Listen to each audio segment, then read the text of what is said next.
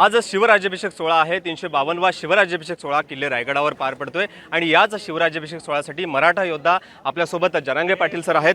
Sir, काय सांगाल? 352 वर्ष होत आहेत आज शिवराज्याभिषेक सोहळ्याला. आपण देखील अनेक लढे दिलेले आहेत. महाराष्ट्रात सध्या तुमचं नाव महाराष्ट्रभर देशभर पोहोचलेलं आहे. आज राजांच्या चरणी अभिवादन करण्यासाठी आलात. काय सांगाल या शिवराज्याभिषेक सोहळ्याला कशा पद्धतीनं राजांच्या चरणी अभिवादन करणार?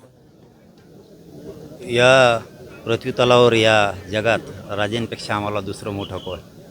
राजांच्या चरणी दरवर्षीच प्रत्येक वर्षी वारी आम्ही चुकवतच नाही. सगळ्यात प्रथम तर महाराष्ट्रातल्या आणि देशातल्या सगळ्या जनतेला खूप खूप मनापासून शिवराज्याभिषेक दिनाच्या निमित्तानं खूप खूप मनापासून अगोदर शुभेच्छा देतो आणि तुम्हालाही खूप खूप शुभेच्छा. किल्ले रायगडावर आपण बघितलात तर 2 शिवराज्याभिषेक सोहळे पार पडतात. आज तिथीनुसार हा शिवराज्याभिषेक सोहळा पार पडतोय. लाखोंची गर्दी उसळलेली आहे. संभाजी राजे देखील स्वतः या शिवराज्याभिषेक सोहळ्याला उपस्थित आहेत आणि त्यांच्या हस्तेचा पार पडतोय. अनेक छत्रपती शिवाजी महाराजांचे हे चाहते वर्ग असतील किंवा राजांना देखील मानणारा वर्ग मोठ्या पद्धतीने दाखल झाला आहे. हळूहळू संख्या वाढत चालली आहे. काय सांगाल? काय आहेत छत्रपती शिवाजी महाराजांचे विचार घेऊनच तरुणाई या किल्ले रायगडाकडे पोहोचली? 2 शिवराज्याभिषेक सोहळे तयार होत आहे पहिल्यापासूनच आहे. अच्छा, सुरुवातीपासून कुठं आहे? एक 9 तारखेला होतं. 9 तारखेला एक होतं ना. नाही, करायला नाही पाहिजे.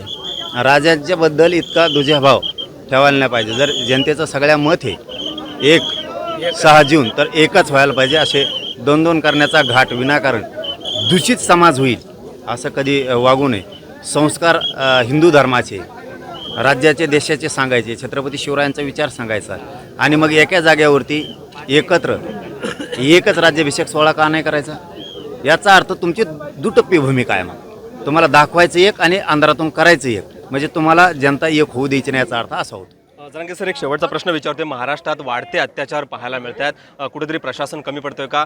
बीड मस्साजोग प्रकरण असेल, त्या देखील प्रकरणातले संतोष देशमुख असतील, त्या हत्येला आज 6 महिने उलटत आहेत. त्यांचा संपूर्ण परिवार राजांच्या चरणी आज आलेला आहे, अभिवादन करतायत, न्याय मागण्यासाठी आज आलेले आहेत. त्यांच्याशी काल बातचीत झाली आहे. कशा पद्धतीनं छत्रपतींचं ज्या पद्धतीचं शासन होतं त्याच पद्धतीचं शासन आम्हाला मिळावं अशी भूमिका त्यांनी बजावली आहे. काय सांगाल? या महाराष्ट्रातल्या अत्याचाराला कुठेतरी सरकार ही भूमिका बजावण्यासाठी कमी पडतोय? देवेंद्र फडणवीस आहे तोपर्यंत मराठ्यांवरती असंच अन्याय होणार. मराठा इतका द्वेष आहे त्या माणसाला, इतका आकाश आणि वाईट नीतीनं वागतो मराठ्यांबरोबर.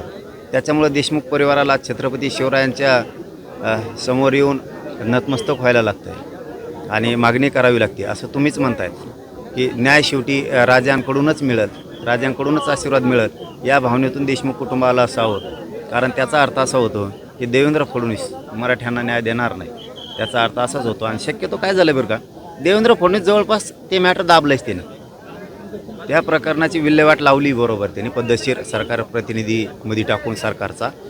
परंतु आता त्या प्रतिनिधीला दोष देऊन उपयोग नाही, कारण घडून आणलं आहे फडणवीसने. पण समाज देशमुख बरोबर आहे, प्रकरणाशी बरोबर आहे. आम्ही आहेत ना, कसं का सुटतेच बघतोच ना त्यांनाही. परंतु देवेंद्र फडणवीसांनी डाव मांडला आहे की ते आरोपी सोडायचे. त्याचा अर्थ असा की 6 आरोपी त्यांनी जवळपास 60 ते 70 आरोपी होऊ दिलेले नाही. येस, तर हे होते मराठा योद्धा मनोज जरांगे पाटील. गणेश मापराळकर, एबीपी माझा, रायगड. एबीपी माझा, उघडा डोळे बघा नीट.